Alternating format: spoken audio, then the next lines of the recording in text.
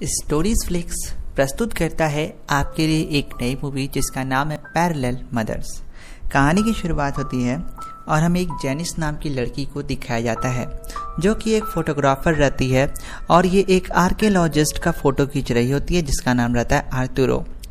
Photoshoot हो जाने के बाद जेनिस आर्तुरो से मिलती है और उससे पूछती है कि क्या आप मेरी एक छोटी सी मदद कर सकते हैं। आर्तुरो पूछता है क्या। जेनिस बताती है कि मेरे गांव वाले घर पे मुझे एक कब्र खुदवानी है। कुछ साल पहले स्पेन में एक सिविल वार हुआ था और यहाँ पे रेबेलियंस ने उसके दादा और गांव के कुछ और आदमियों को जिंदा ज़मीन में गाड़ दिया था। हालांकि उन्हें निकाल पाना बहुत मुश्किल था और गवर्नमेंट से इसके लिए परमिशन चाहिए थी। इसलिए वो उस आर्कियोलॉजिस्ट आर्तुरो से पूछते हैं क्या आप मेरी मदद कर सकते हैं इसके लिए। इस पे आर्तुरो कहता है हाँ मैं कोशिश करूँगा, मैं सरकार से बात करके वहाँ जल्द से जल्द खुदाई करवाना शुरू करा दूँगा। वो उसकी बात मान जाता है और इसके बाद आर्तुरो को जेनिस अपने घर पे ले जाती है और ये लोग एक रात साथ में बिताते हैं और सेक्स करते हैं। दोस्तों अब हमें कुछ महीने बाद का सीन दिखाया जाता है जहां हमें मालूम चलता है जेनिस अब प्रेग्नेंट हो चुकी है। वो आर्तुरो को ये बात बताती है। आर्तुरो कहता है मैं तुमसे प्यार करता हूँ पर अभी हम इस बच्चे को जन्म नहीं दे सकते, माफ़ करना। जेनिस कहती है कोई बात नहीं, अगर तुम्हें बच्चा नहीं चाहिए तो तुम मुझे छोड़ के जा सकते हो, मैं खुद ही अकेली काफ़ी हूँ इस बच्चे को पालने के लिए। इसके बाद जेनिस डिसाइड करती है कि वो इस बच्चे को जन्म देगी और खुद ही उसको पाल पोष के बड़ा करेगी। हालांकि आर्तुरो ऐसा नहीं चाहता था, इसलिए उसकी ज़िंदगी से चला जाता है। मैं बता दूं आर्तुरो की दोस्तों पहले से शादी हो गई होती है लेकिन इसके वाइफ को कैंसर की बीमारी रहती है और इसकी कीमोथेरेपी चल रही होती है, इसीलिए आर्तुरो उस बच्चे को नहीं चाहता था। इसके बाद कुछ महीने बाद का सीन दिखाया जाता है जहां पर दोस्तों जेनिस को अस्पताल में इमरजेंसी में भर्ती किया जाता है, उसकी डिलीवरी होने वाली रहती है। वहाँ पे दोस्तों वो अपनी ही हम और महिला एना के साथ मिलती है जो वो भी सिंगल मदर रहती है। ये दोनों एक दूसरे से मिल के बहुत खुश होते हैं। जेनिस की तरह एना भी एक सिंगल मदर रहती है और उसकी डिलीवरी उसकी माँ कराने आई होती हैं। थोड़ी देर बाद इन दोनों की डिलीवरी का टाइम हो जाता है और डॉक्टर ने वार्ड में ले जाता है और दोनों के बच्चे हो जाते हैं। इसके बाद जेना अपने बेड पे पड़ी होती है कि तभी वहाँ पे एना आती है और पूछती है कि तुम्हारा बच्चा कहाँ है। इस पे जेनिस बताती है कि दरअसल मेरा बच्चा जब पैदा हुआ तो उसे पीलिया हो गया, इसलिए डॉक्टर ने उसे NICU में रखा है। वहीं जब जेनिस एना से पूछती है तुम्हारा बच्चा क्या हुआ तो एना बोलती है कि मेरे बच्चे को थोड़ी सी यहाँ पे तकलीफ है, मतलब तबीयत नहीं सही है, इसलिए डॉक्टर ने उसे इमरजेंसी वार्ड में इसलिए रखा हुआ है। हालांकि डॉक्टर ने कहा है कोई घबराने वाला बात नहीं है। इसके बाद दोस्तों बहुत जल्द ये दोनों अस्पताल से डिस्चार्ज हो जाती हैं और अपने अपने ज़िंदगी में आगे बढ़ जाती हैं। लेकिन दोनों की सेम कंडीशन होने के कारण ये दोनों की दोस्ती बहुत गहरी हो जाती है और ये दोनों अपना नंबर एक्सचेंज करते हैं और हर रोज़ बात करते हैं और बातचीत करते हैं कि तुम्हारा बच्चा कैसा है, मेरा बच्चा कैसा है, और इन दोनों की दोस्ती गहरी होती जाती है। कुछ समय बाद दोस्तों जेनिस को आर्तुरो को फ़ोन आता है और वो उसे कहता है कि मैं अपनी बेटी को देखना चाहता हूँ। आर्तुरो की बेटी का नाम रखा होता है सिसिलिया और वो उसे देखने उसके घर पे आता है। जब आर्तुरो अपनी बेटी को देखता है तो उसे विश्वास नहीं होता कि वो उसकी बेटी है। वो कहता है मुझे नहीं लगता कि ये बेटी हमारी होगी। इस पे जो जेनिस रहती है वो पूरी तरीके से भड़क जाती है और उसे जाने के लिए कहती है। अब यहाँ पे जेनिस की बेटी को देखने कई लोग उसके परिवार के खानदान के आए होते हैं लेकिन सभी लोग कहते हैं इसका चेहरा खानदान में किसी से भी नहीं मिलता। लोगों के बहुत ज़्यादा कहने पर जेनिस फाइनली उसका एक मैटरनिटी टेस्ट करवाती है जहां पर उस मैटरनिटी टेस्ट में उसे मालूम चलता है कि ये जो लड़की सिसिलिया इसकी बेटी है ये इसकी सगी बेटी नहीं है। यह जानने के बाद पूरी तरीके से वो चौंक जाती है लेकिन सच्चाई जानने के बावजूद भी वो उसे दिल से अपना लेती है और उसे अपनी बेटी की तरह पालती पोसती बड़ी करती है और वो अपनी लाइफ में अब आगे बढ़ जाती है। अपना फ़ोन नंबर चेंज कर लेती है क्योंकि वो लोगों से परेशान हो गई थी कि लोग कह रहे थे तुम्हारी बेटी नहीं है। एक दिन जब वो दोस्तों कॉफ़ी हाउस में जाती है तो वहाँ पे वो पाती है कि एना वहाँ पे काम कर रही थी और वो पूछती है एना से तुम यहाँ कैसे काम कर रही हो। एना कहती है मैंने अपने माँ का घर छोड़ दिया और अब मैं सेल्फ डिपेंडेंट हो चुकी हूँ।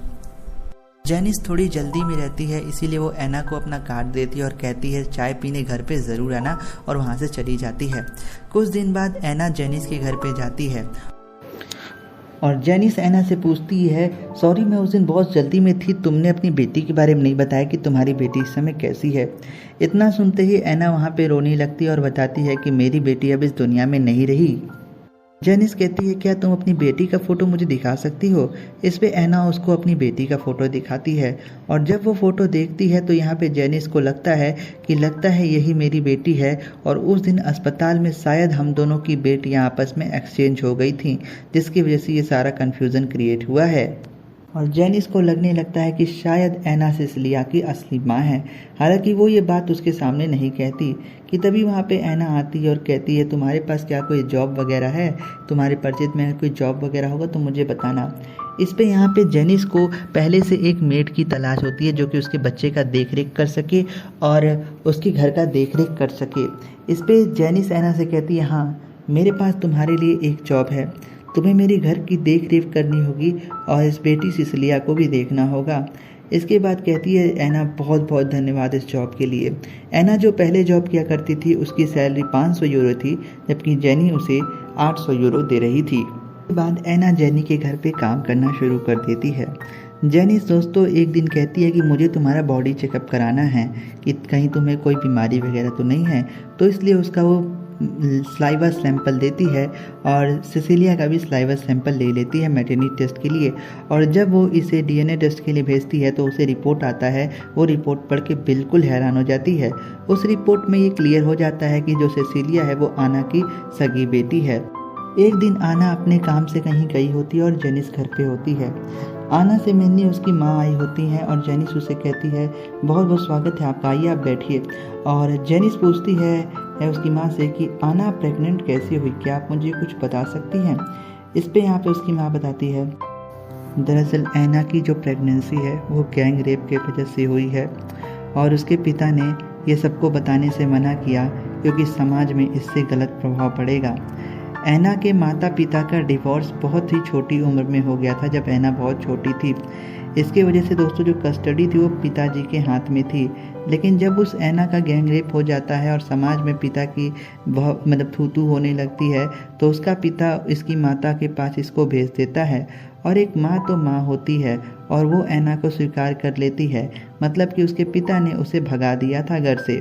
जब एना को सबसे ज़्यादा सपोर्ट की ज़रूरत थी उसके पिता ने भगा दिया और दूसरी शादी कर लेता है उसका पिता। यह सुनने के बाद जेनिस के मन में एना के लिए बहुत ज़्यादा हमदर्दी पैदा हो जाती है। वहीं दोस्तों दिखाया जाता है अब जेनिस और एना बहुत ज़्यादा नज़दीक आ जाते हैं रोज़मर्रा की ज़िंदगी में और धीरे धीरे दोस्तों दोनों के बीच एक सेक्सुअल रिलेशनशिप भी बन जाता है, जो कि सुनने में थोड़ा अजीब लगता है, लेकिन ये लोग अपने सेक्स लाइफ को भी चालू कर देते हैं। अब यहाँ पे तो दोस्तों जेनिस रहती है वो पूरी तरीके से इस रिलेशनशिप में फुल्ली कमिटेड नहीं रहती, लेकिन एना चाहती है कि जितना मैं जेनिस से प्यार करती हूँ शायद वो भी मुझसे प्यार करने लगे। एक दिन जेनिस के घर पे आर्तुरो आता है और वो उसे बताता है कि तुम्हारे गांव में जो कब्र खोदना था सरकार ने उसकी परमिशन दे दी है और बहुत जल्द हम इसकी काम शुरू कर देंगे। आर्तुरो और जेनिस इस बात को सेलिब्रेट करने के लिए शहर में घूमने जाते हैं और आर्तुरो जेनिस से बताता है कि मेरी वाइफ का कैंसर का इलाज हो चुका और वो बिल्कुल सही हो चुकी है और अब हम दोनों अलग हो रहे हैं, मतलब कि डिवोर्स ले रहे हैं। अब यहाँ पे जेनिस और आर्तुरो जब बाहर गए होते हैं तो यहाँ पे एना को इस बात से बहुत ज़्यादा जलन हो रही होती है क्योंकि वो उससे मन ही मन में प्यार करने लगती है। देर रात नाइट आउट के बाद जब जेनिस अपने घर पे आती है तो एना उससे पूछती है तुम कहाँ गई थी। जेनिस कहती है मैं आर्तुरो के साथ बाहर घूमने गई थी। एना पूछती है जेनिस से क्या तुम दोनों ने सेक्स भी किया।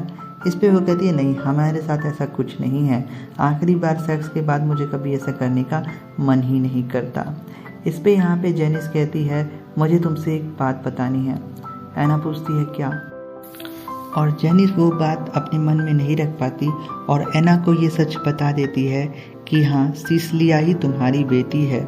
इसको सुनने के बाद एना पूरी तरीके से टूट जाती है और गुस्से में हो जाती है और जेनिस से पूछती है तो तुम्हारी बेटी कौन है। इस पे वो कहती है मेरी बेटी अनीता है जिसकी मृत्यु हो गई थी। दरअसल अस्पताल में हम दोनों की बेटियां आपस में अदला बदली हो गई थी जिसके कारण ये सारा कन्फ्यूज़न हुआ। इस पे एना पूछती है जेनिस से ये बताओ ये तुम्हें कब से मालूम है। जेनिस बोलती है कि ये बात मुझे बहुत पहले से मालूम है। और मैंने तुम्हें नहीं बताया। ऐना जो मन में अंदर अंदर घुट रही थी, उसे बहुत ज़्यादा गुस्सा आता है। वो अपना सारा सामान लेती है और उसका घर छोड़ के वहीं से चली जाती है और सिसिलिया को भी अपने साथ ले लेती है। अब सिसिलिया के जाने के बाद जेनिस पूरी तरीके से टूट जाती है और रात भर रोती है। सुबह होती है तो दोस्तों ऐना का कॉल आता है जेनिस को और वो उसे अपने इस गलती के लिए माफ़ी मांगती है और कहती है तुम्हें कभी भी सिसिलिया को देखना हो तो मेरी घर पे आ सकती हो और हम सब सिसिलिया के माँ बाप की तरह अभी भी एक ज़िंदगी बिता सकते हैं। हम दोनों मिलके इस सिसिलिया को बड़ा करेंगे। जेनिस उसे कहती है कोई बात नहीं, वो तुम्हारी बेटी थी और उसे तुम्हारी ज़रूरत है। अब दोस्तों यहाँ पे कुछ महीने बाद का सीन दिखाया जाता है। जेनिस और आर्तुरो, जिनको सरकार द्वारा खोज करने की परमिशन दे दी गई थी, ये लोग अब जेनिस के गांव में जाते हैं, जहां पर दोस्तों अब खुदाई होना शुरू होती है। दरअसल दोस्तों 1970 के दौर में एक स्पेनिश सिविल वॉर हुई थी, जहां पर कई मासूम लोग मारे गए थे और उन्हीं मासूम लोगों में से जेनिस के दादा और उस गांव के बहुत सारे बुजुर्ग लोग थे जिसको जिंदा कब्र में दफना दिया गया था। तो यहाँ पे जेनिस और गांव वालों का प्लान ये रहता है कि सबसे पहले वो लोग उसके कंकाल को निकालेंगे और एक अच्छे तरीके से, जो धार्मिक तरीका होता है, उससे वो उन लोगों को दफना के उनकी आत्मा को शांति दे देंगे। अब यहाँ पे आर्तुरो अपने टीम के साथ आता है और वहाँ पे कब्र खोदना शुरू करता है और वो पाता है जितने भी लोग रहते हैं उन लोगों का कब्र वहीं पे रहता है और सभी को निकाल देता है। ये जो लोग रहते हैं ये पूरे गांव वाले इसे देखने आए होते हैं और जो भी अपने दादा परदादा को देखता उसकी आंखों में आंसू आ जाता है। स्पेनिश सिविल वार के बारे में अगर आप नहीं जानते हैं तो मेरी एक चैनल पे जाके आप उसकी पूरी डिटेल पढ़ सकते हैं, द न्यूज़ नेक्स्ट पर। अब दोस्तों हम इस कहानी में आगे बढ़ते हैं। इसके बाद दोस्तों वहाँ पे उससे मिलने आती है ऐना अपनी बेटी सिसिलिया को लेकर और ये दोनों घर में बैठे होते हैं।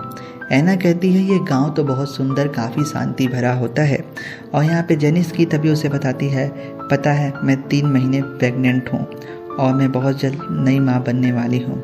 ऐना उसे कॉन्ग्रेचुलेशन कहती है और पूछती है तुम अपने बच्चे का नाम क्या रखोगी। इस पे जेनिस उसे बताती है अगर बेटी हुई तो ऐना और अगर बेटा हुआ तो एंटोनियो, जो कि उसके दादा का नाम था। और ये पूरा मूवी इसी के साथ ख़त्म हो जाता है।